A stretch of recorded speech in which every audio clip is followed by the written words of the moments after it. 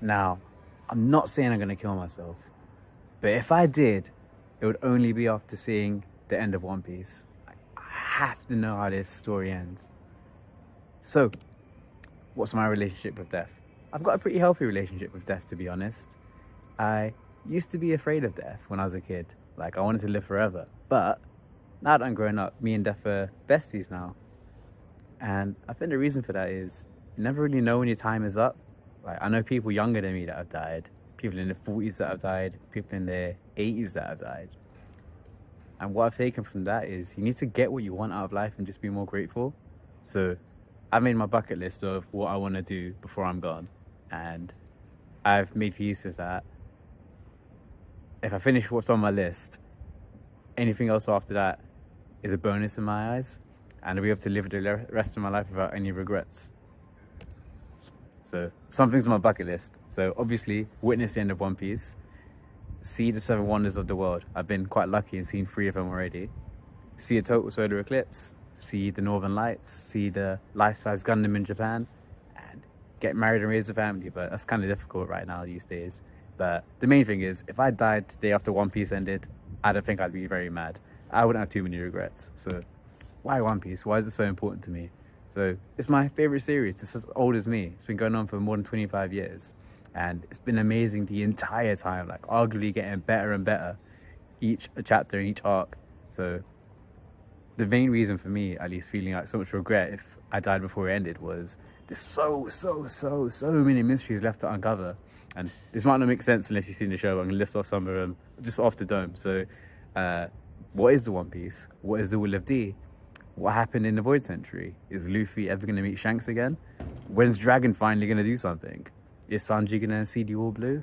Is Zoro ever going to beat Mihawk? Is Brook going to be able to play for Laboon again? And these are all questions I need to know what happens. It's honestly a generation-defining story, and I'd be filled with so much regret if I didn't see what happened at the end. So that's that. And I think the best way to describe how much One Piece has impacted my life is to show some moments from the series that have given me some life lessons. So the first one I'll talk about is how Luffy recruited Chopper. So Chopper really wanted to join Luffy's crew and be a pirate, but he was worried they wouldn't want him because he feels like he's a monster deep within. So he reluctantly declines joining them, even though he really wanted to. And I felt like Chopper a lot here in my life, feeling like people don't want me around. But I wish I had someone like Luffy to tell me just to shut up and come along. So now I'm trying to be that person now. I'm trying to be that encouraging friend to people now and kind of push them out of the comfort zones and just let them be the people they really want to be deep down inside. Now, the next 2 are they're actually from Marines who are meant to be like the bad guys in the show. So the first is Smoker, that's the one in the middle. Now, he looks like a pretty angry dude, but there's this moment where a little girl runs into him and drops ice cream all over him. And you'd expect, from the way he looks, like he'd be like a proper angry dude and like kick up a fuss and like try and fight the little girl and her dad. But instead of that happening, instead of him getting mad, he just says, "Oh, sorry kid, my pants ate your ice cream. Here, take some money and go buy yourself some more." And it really took me aback. It was like, oh, so I guess these people are actually quite kind. And there was another moment like this. There's a guy called Fujitora. He's a big, menacing dude.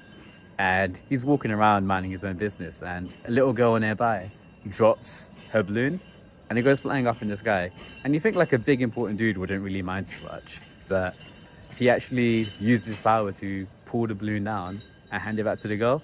And it's like such a minor moment, but those 2 moments, like first the ice cream and the balloon, it kind of just reminds me to like not take things so seriously and just help people out when they make mistakes, be graceful, be forgiving with people. And that's a great lesson from like a pretty niche and small moment in the show, I feel. And the next one I'll talk about is Sanji. So him feeding a starving enemy, it's Gin. So Sanji knows how it feels to go hungry. There was this moment really early on in the show when you're introduced to him where you find out when he was a kid he was trapped on an island without food for, I think it was 2 weeks, maybe 17 days. And you just see like how frail and brittle he gets before he gets rescued, luckily. And it kind of gives you the impression, or shows you how much he values food. And more than food, even just valuing like what food gives you, like how it gives you life. And a character, an enemy called Gin, comes onto his ship, the restaurant early on into the show, and he's starving, but he's a bad guy, but he's starving. And it's a bit of a dilemma. You think like, oh, is this Sanji guy gonna actually feed him? And it turns out, yeah, he does. He gives him a plate of food, even though Gin's an enemy. And I think the moment, or the lesson I'm taking from this is to just be grateful to have food on my plate every day. And yeah, be grateful that I have food on my plate every single day. And really try to not waste food. It's such a simple moment, but I feel like it really means a lot. And it kind of shows like how large in scope, but also how small and like personable these moments in One Piece are. And they're like small life lessons, even though I feel like most other shows don't really do things like this. And now the last one I'll talk about is Rook. Otherwise I'll be here forever.